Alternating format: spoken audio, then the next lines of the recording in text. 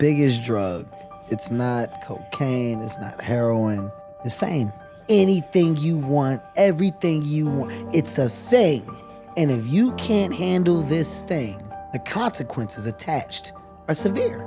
Do you know you, and are you okay with you? If you are not, it'll break you. The best-selling author and host. The #1 health and wellness podcast. On Purpose with Jay Shetty.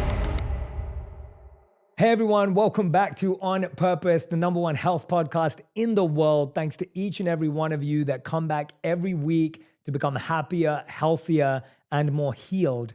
And I'm so grateful for this community that we have here because I get to sit down with some of the most incredible minds in the world, people that I find fascinating, not just personally and professionally, but because of the potential and the purpose that they have.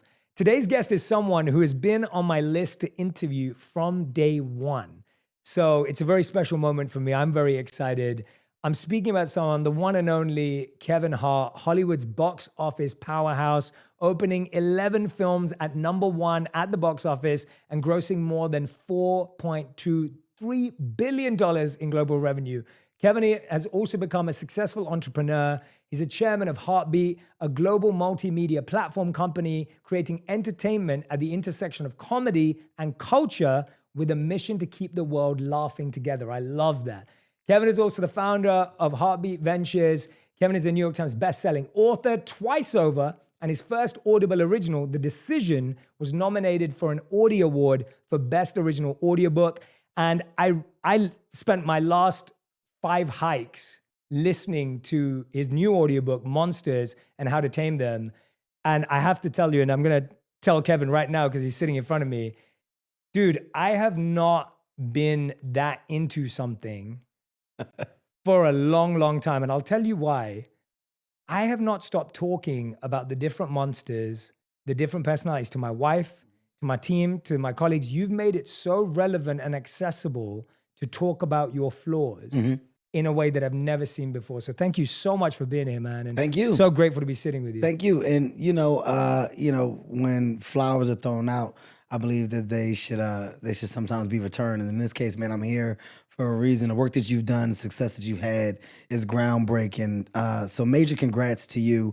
I just want to say there's an equal level of appreciation and excitement for the moment, man. You've done some groundbreaking podcasts, your guests, to how you've gotten people to open up, the conversations that you've had. More importantly, the lives that you're saving by just being transparent, authentic, and true to who you are. I think it's dope as hell. So it's an honor to sit across from you. I'm excited about the conversation, and it's one that's been on my list as well. So I'm glad that we finally got it worked out to where we can make this happen. Yeah, thank you, man. That's very kind, and it's really beautiful hearing that from you, honestly. So let's dive in before we keep going back and forth with roses. Let's go. Let's get it. One of the things I want to start off, and this is going to take us anywhere and everywhere, is how does it feel when you're winning and then you discover you got monsters? Because that's kind of the journey you've been on, and I want to go back and forth in this journey, but I want to start there. Like, what does it feel like when you're winning, you're succeeding, but then you all of a sudden go, I've still got monsters in me? When you say and use the word monsters, just for clarity so people can understand, of course, we're talking about the different levels to you, right? And within the levels that I've discovered in myself, of myself, you got your good versions and your bad versions. And the bad versions I refer to as monsters, but just because they're bad doesn't mean they don't have good quality. And when you're winning and you're succeeding, there's this idea that everything is right. There's this idea that perfection is now presented itself and life moving forward is going to be just an easy road. And it's not until you're in that position where you expect perfection and you think that you start to see the true problems and flaws really present themselves. And, my monsters have been masked and disguised in various different ways, but I've been able to pinpoint them throughout the years because some of those monsters grew, got stronger, developed. You're talking about the world of an ego, the idea of who you think you are versus what you are, or the idea of expectations and needs as to what you feel you need and what you have to have. That's a monster that's feeding that, right? That engine of, well, now that I'm making money, this is what I should have. This is how I should look. This is how I'm supposed to be. That's a monster that you're feeding, because ultimately you're buying in to something that you're creating. You're enhancing this world of thought. And it's not till you sit down and you take a breather and you start to really figure out the true definition of happiness for you. You start to really understand the adult that you have grown into and the level of maturity that has now, I guess you can say, have been banked inside the human that you are. You're banking so much over the years, and ultimately you're shaping and molding yourself into this grounded, hopefully, this grounded individual that you're proud to look at in the mirror at the end of the day. I had to get to a place to where I was looking in the mirror and I was proud of what I was looking at. And I was okay with checking myself. I was okay with pointing out my flaws. I was okay with knowing what I do well and what I do wrong. And at the end of the day, there's no consequence to always improving. There's no consequence to growing. You're in a time now where people almost frown upon the world of growth. I embrace that. I embrace the world of correction. So the monsters and the world of how to tame them came from me understanding the different levels of monsters that have presented themselves to me over the years, and me getting them to a point to where I put them in a place where I can control them. They're still there. They can rear their heads, but I can say, sit down. That's not necessary. That's not needed.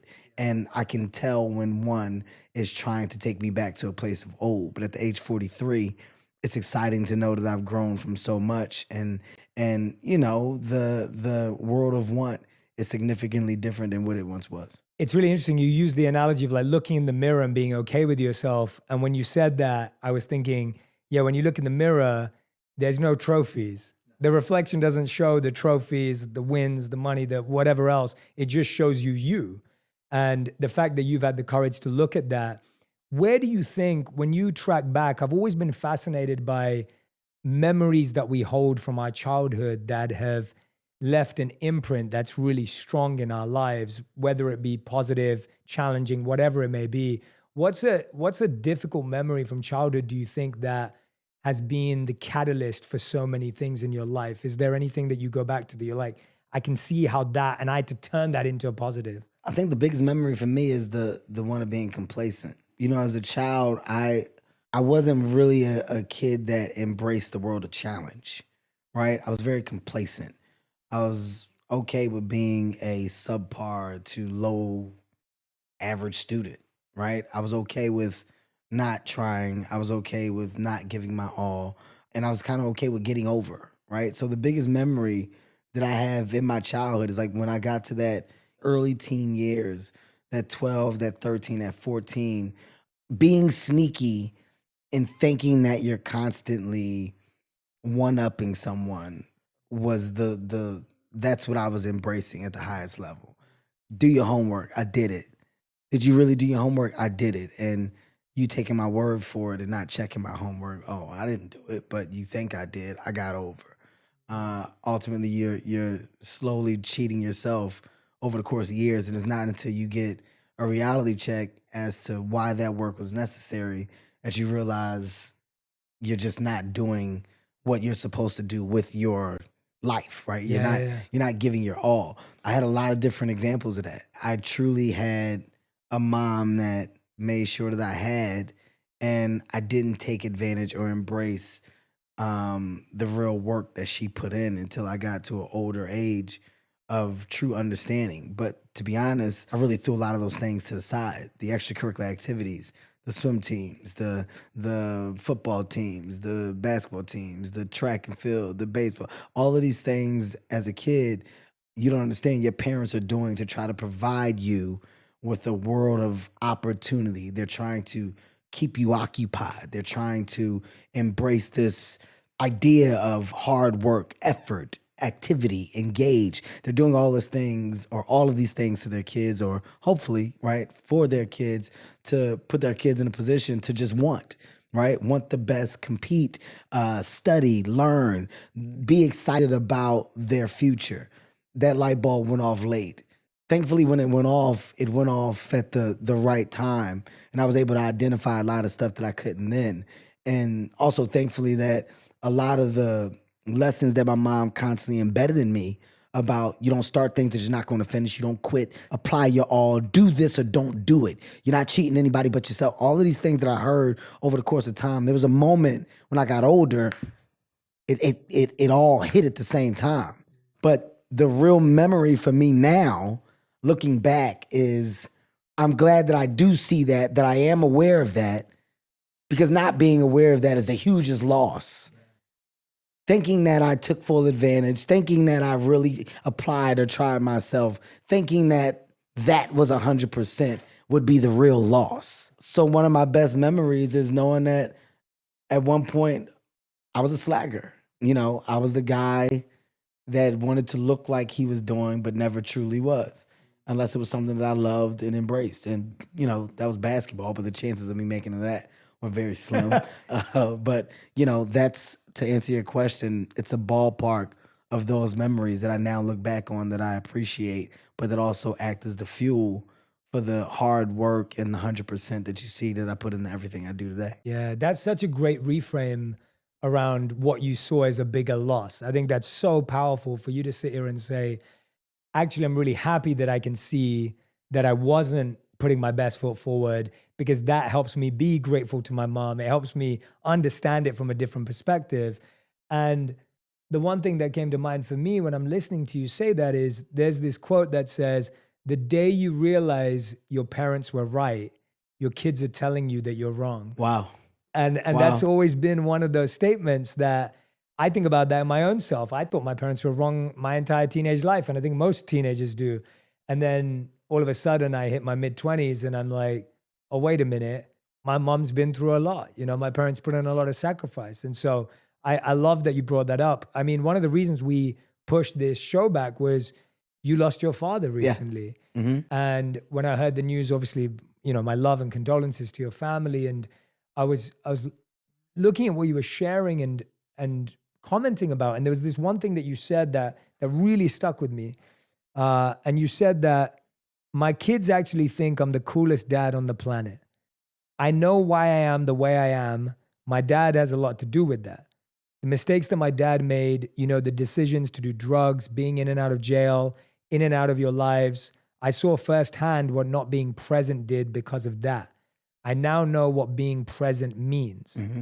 I know what I can do. I know what effect it can have on your child coming up.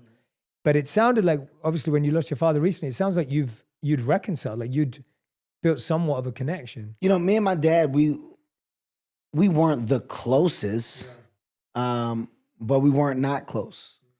My dad, at the end of the day, I'm going to love my dad for simply being my dad. Now, my dad's life, you know, had several different versions of drastic downs, right? A small amount of ups, but a lot of downs. I can easily sit here and ridicule or judge my dad for the mistakes that he made or for his past, but that does nothing. I don't like to focus on problem. I focus on solution. Yes. So with me and my dad and our relationship, it was always one of solution. Like, you can't go back and fix the years that you weren't present. There is nothing that we can do about that time. We can have a conversation about it. We can talk about it. And then me and my dad talking, my biggest thing was, you don't have to focus on what you can't change. The fact that you're here now and that you made a decision to get clean, to turn your life around, it's never too late.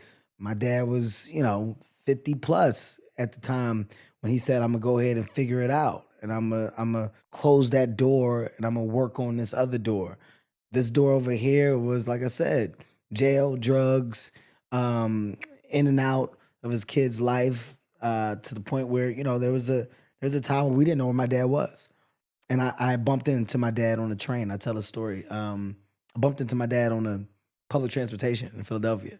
Like, not seeing him in years, I randomly saw my dad. And my dad was so embarrassed, he got off the train and ran. But it's like, that's where that world and that relationship was. And what I do very well, I don't hold on to grudges or gripes. It takes too much time, it takes too much energy. Things will work themselves out. They never not have. It always work itself out. I mean, my dad worked it out, right? Like, it's about the grandkids. And our relationship got better as he embraced the opportunity to be a great grandpa. And seeing him try to do that right was his way of saying, I wish I could have done this right for you. I can't. Like, I know what you're saying without saying it. Sometimes you don't need words. Although some people do need them, sometimes your actions are a little better. And my dad's actions in trying his best to be an unbelievable grandfather made our father-son relationship that much better. And, there was a lot of conflict between my brother and my dad, and seeing that mend over the time. And just saying, look, I'm not supposed to be here. Dad, look at what your son has done. Look at where I am. Being that I want to make sure that you get to see some dope things in life. Here, let's do this and take that and live like this and do. So things work themselves out. His reward for giving his energy to something positive and life-changing was his son becoming successful and his son saying, Dad, it's not expected. That wasn't the plan. You got a great piece of light at the end of that dark tunnel that you didn't expect, that I didn't expect, because I didn't expect to be here. So everything it works itself out. Yeah. And, and losing my dad is when you look back and you go, yo, he was all right, right? Like my reflection, my conversation, my words when I speak on behalf of my father, they're so positive and dope because he did good. I'm all right. Mm-hmm. I came out okay. Mom, Dad, you did good. Like whatever you did to put whatever recipe in this pot, the food came out all right. I'm a good person. I got a good heart. I treat people with respect. Ultimately, I want the most that I can possibly get out of life. I love to love. I'm a good dude. Am I perfect? No. I got some of them imperfections over there. I got some of the ones from over here, from Mom and Dad. Okay. That's life. Of course. I'm going to figure it out, but I figure it out without the want or need for problem. That's real, man. I mean, listening to you say that, what I appreciate so much is about how you're changing our perspective again, that often we feel to heal, what was broken needs to be fixed. And actually what you've just said is seeing him try with the grandkids, that's not even the area that needed fixing or was broken, but seeing that starts to create some healing. That's the best example that I can ask for. Yeah. Because it's not about us, right? Like, me and my ex-wife got to a point of realization, after having a significant amount of ups and downs, after our divorce, we got to a point where you realize it's not about us. Like, we did it. We had our opportunity and we're now adults. How we choose to live as adults, well, that's a choice that we make, but we're trying to make the best choices so that they have a better life. So it's about them. When I see somebody making the efforts to make life for them better, well, then we're on the same page. Mm-hmm. We have the same vision. We got the same vision. Yeah. It's not about us at this point. It's not about us as a generation at this point. It's about us trying our best to do things, to create change, to move ground, shift the gears so that they have a much better opportunity than what we did. Yeah. That's the world of the baton being passed correctly. And if you understand that and you have that mindset, you approach your day-to-day differently. Mm-hmm. And I do have that mindset. And it's one thing that I'm very thankful for.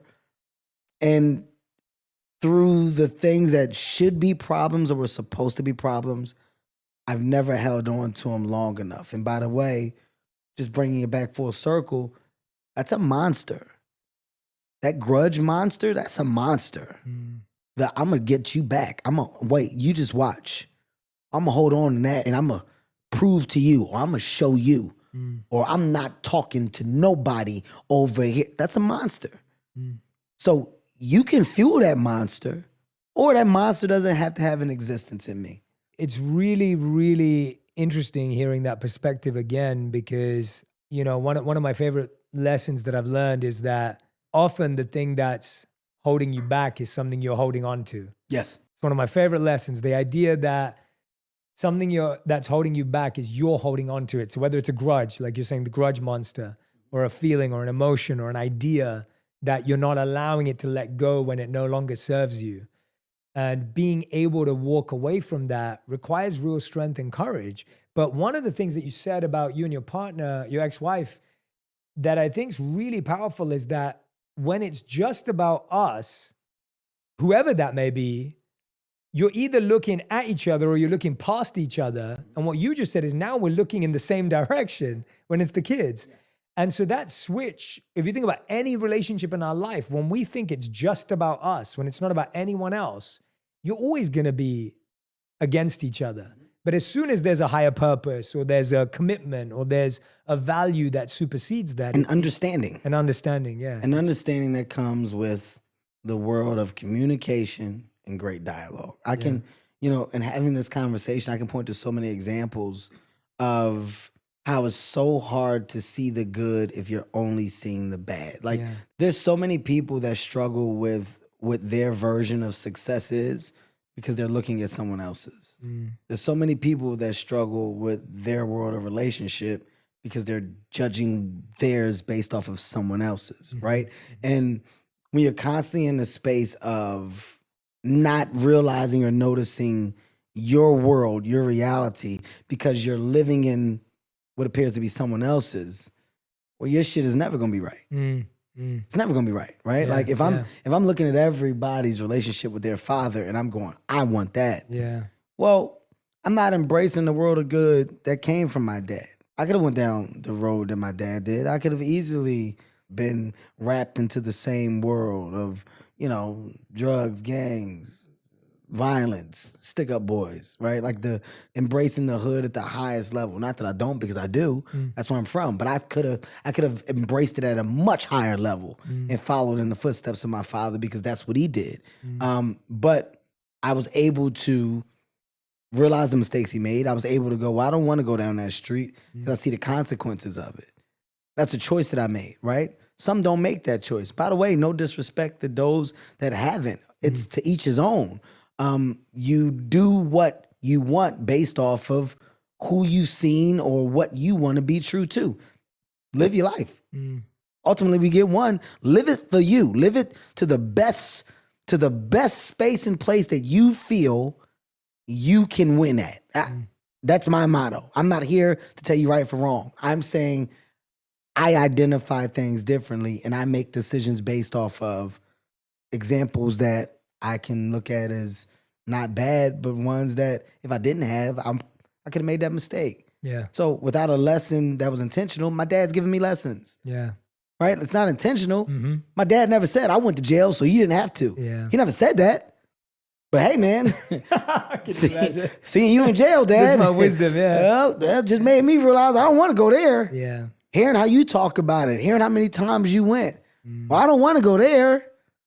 Seeing what drugs did to you and you talking and telling the stories, what you lost, what you had, what you don't. Well, I don't want to do that.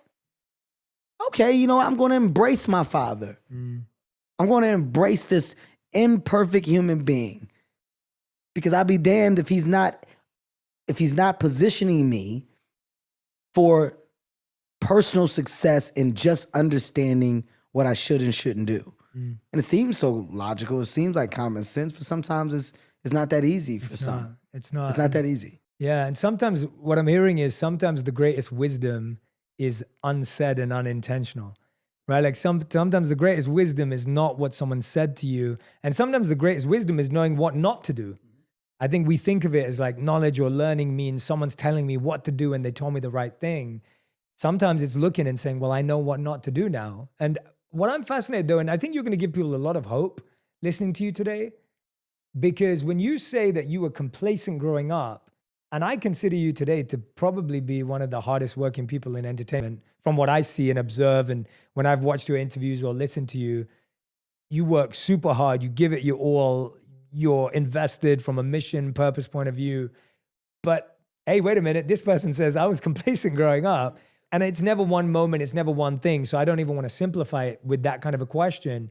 What were the shifts that needed to take place in order for you to go from being complacent to being one of the hardest working people who's committed to something? I'm big on just like logic, right?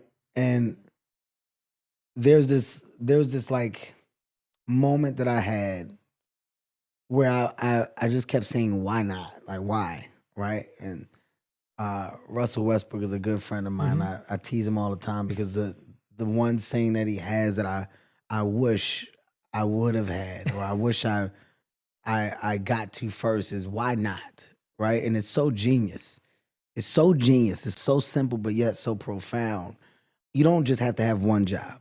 And working any job, and whether that job is a 9 to 5 or whether it's a, half a day, full day, whatever it is, you don't just have to do one thing. You can do a lot of different things. But there's this weird mindset that a lot of people have that you can only do one thing. And when I realized I don't have to just do one thing, I can do a lot of different things. You can be good at a lot of different things. But you don't know that you're good at a lot of different things unless you try a lot of different things. And when I looked around and I kind of just realized how the world goes around, it's all based off of creativity. It's all based off of ideas. It's all based off of thought-provoking, then groundbreaking opportunities. But the simplest things have come from an idea. From your chair to your table to your wheel to your light bulb to your car to your plane to your helicopter to the idea of a hotel, from hotels going to a place of people renting out houses and Airbnbs to taxis to then people driving their own cars. And these are all ideas. And the groundbreaking thought that I had in realizing all these ideas is that these ideas have the potential to touch the sky if a person believes that they can. If a person believes that they can, well, your world of idea changes. Your reason for getting up, your reason for putting your feet on the ground every morning, it can change if you believe that the purpose that you now have and that you're working towards based off of an idea is something that you can succeed in. I grasped that understanding and I attached it to everything that I tried to do. I did not set out to be the actor, the director, the writer, the producer, the CEO, the chairman, the advisor. I did not set out to do any of these things. And I'm going to make it very clear. I don't have the educational background for any of these things. What I had was an idea to try. And after you get an idea to try, what I had was the patience to sit and listen. Be a sponge. Learn. Figure it out. And figuring it out, there was another side of not being okay with the incomplete version of figuring out the thing that I didn't do. Well, why did I go ask all these questions if I'm not going to try it now that I know how? Yeah. All right, well, let me try it. The only consequence is failure. By the way, not trying is failing. Yeah, well said. I want to make that very clear. Well said, yeah. Not trying is failing. There's a lot of things that people can't do simply because you've never tried to do it. And I'm not saying that you should try everything. I'm not saying that you're supposed to do everything. I'm saying that for me, when someone says something and I go, no, I never did that. I have to have a reason for why I've never done it and a justification. If you ask me something and I go, no, and you just say why, and I go, That's not good enough for me. Yeah. Yeah. I like to have a reason why. And that's the foundation that I stand on. That's how I built this mindset, this level of energy to go ahead. Rhyme and reason within my why. Why not?